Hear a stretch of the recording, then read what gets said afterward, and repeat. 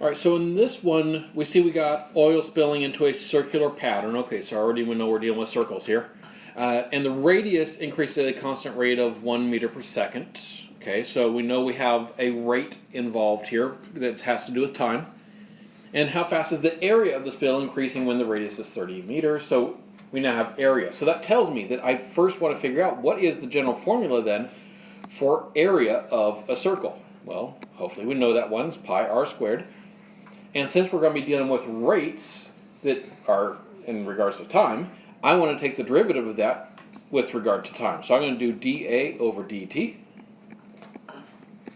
equals 2 pi r. And remember, then you still have to include the derivative of the r there, so dr over dt. All right, now again we go back and we see, okay, what am I actually looking for in this problem? And here it's asking for how fast is the area of the spill increasing. So in other words, what is dA over dt? So that means that as I go through the rest of the equation, I should be able to come up with a value for any other unknowns that I encounter. So then, 2 pi, of course those are constants. R, do I know what R is? Yes, we're told R up here is 30 meters at this particular moment, so I'm going to go 30 there. Then dr over dt. Am I told what dr over dt is? Yes, because dr over dt means the rate at which the radius is changing over time. Well, that's the 1 meter per second, so that's going to be a 1 there. And so we can go ahead and actually plug that in, see what that gives us. So dA over dt equals 60 pi. That's our numerical part of our answer, but it's not a complete answer. We do need to include our units. And when talking units, remember, this tells us what's on the top of our unit, and this tells us what's on the bottom. It's literally the units of A over the units of T. Well, what is the area measured in this problem? Well, if radius is meters, then area is square meters. So it'd be square meters per, what's time measured in? Seconds. So it's square meters per second.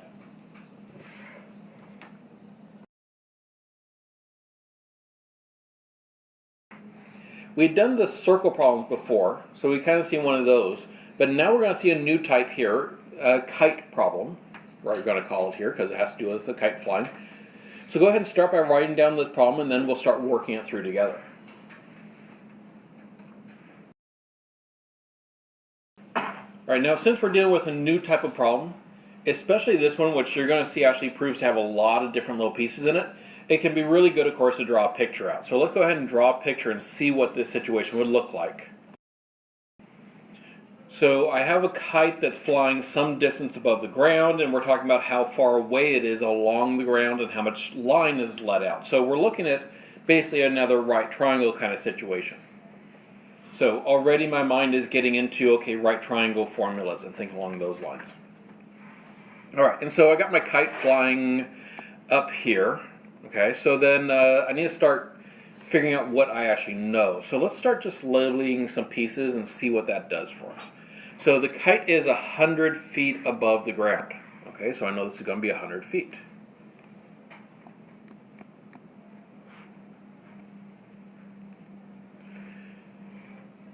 And is being blown away from the person holding the string in a direction parallel to the ground at a rate of 10 feet per second. So that means that the kite is moving this way at exactly 10 feet per second.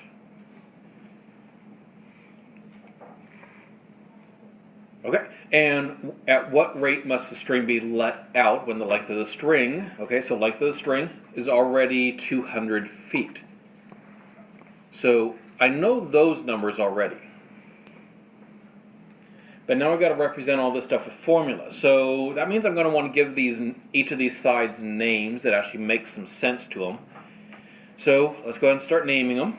I'm going to call the height H, because, H for height. Okay, and then I need to represent the other leg of my right triangle. So this distance here, that's like the horizontal distance. So I could call that H. Well, that's a bit of a problem, isn't it? I need a different name for that. Okay, so then I'm going to go to something different that kind of makes sense to me. For me, since I'm dealing with a triangle, that's like the width of the triangle I've drawn, so I'm going to call it W. Other people might revert to saying, okay, well, that's like the horizontal distance, so they might call it D or something like that. Go with something that just makes sense for you when you do these. For now, go ahead and use W just because that's how I'm going to be writing the workout, and you want it to match up. And then we need a name for the hypotenuse of our right triangle here, so I could call that H. I really want to use H in this one, don't I? But again, I can't. So again, I need to come up with a different name. So I'm going to choose to call this L. I'm calling it L because it's the length of the string. But again, when you do these problems on your own, you might choose a different name other than that. Obviously, they just can't all be H. All right. So now that I know what I'm calling each of those sides, I can go ahead and now start dealing with formulas. It is a right triangle. I'm relating all the sides of the triangle, so I'm going to Pythagorean theorem. So we're going to go L squared equals H squared plus W squared. All right, and so we're dealing with rates as well. Notice rate of 10 feet per second. That's a rate with regards to time. So I'm now going to take the derivative of that equation with regards to time.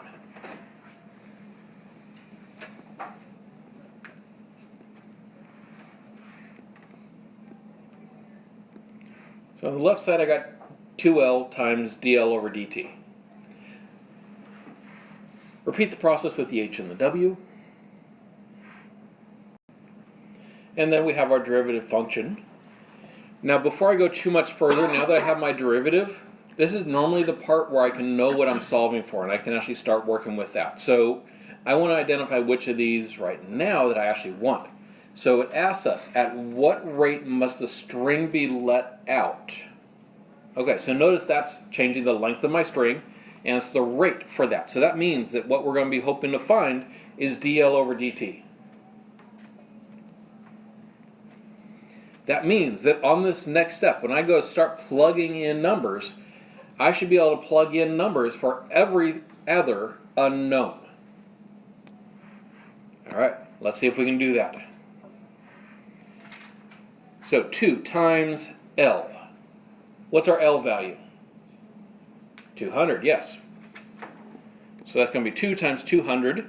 And then remember dL over dt, that was the one that we want to know, so I don't need to worry about going and trying to find it right now. Then 2 times h. Do I know what the h value is? Yes. Our height, remember we knew was 100 feet. And then times dh over dt, so the rate at which the height is changing. Do we know what the height, how the height is changing? It's kind of a yes and no here. There's no number written up in that problem that tells us how the height is changing, but there are some words that are going to tell us. Because you'll notice it looks like we don't know what the rate of change is for height, except that we know that the kite is being blown in a direction parallel to the ground. This 10 feet per second that we had here, that's a horizontal change.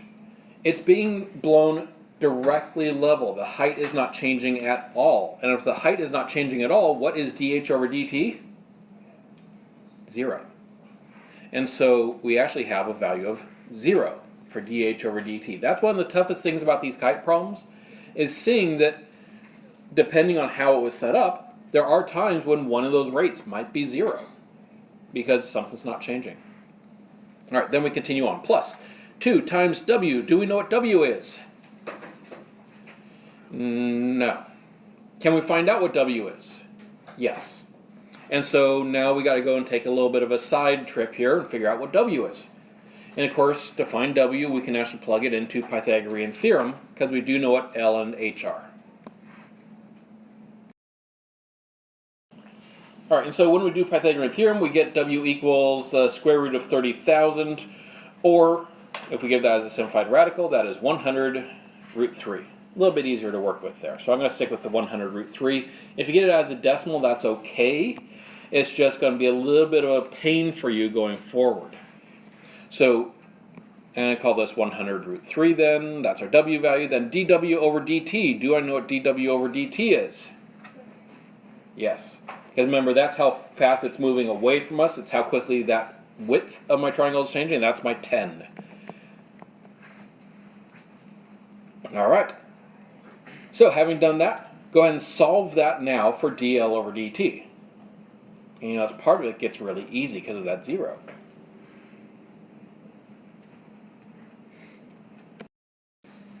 All right, and when we solve that out, we can see we get 5 root 3, or about 8.66. But now, I haven't put in the units yet. We do have to worry about our units. It's dl over dt. So it's the units of L over the units of t. Okay, what was L measured in? Feet. So it's got to be feet per, what's t measured in this problem? Second. So it's feet per second. Whichever way you write it there, we can give it as the radical, which I think is a little bit cleaner, or as a decimal approximation of about 8.66 feet per second is how quickly that's changing then. So that's how fast we got to be letting that line. Actually, pretty quick.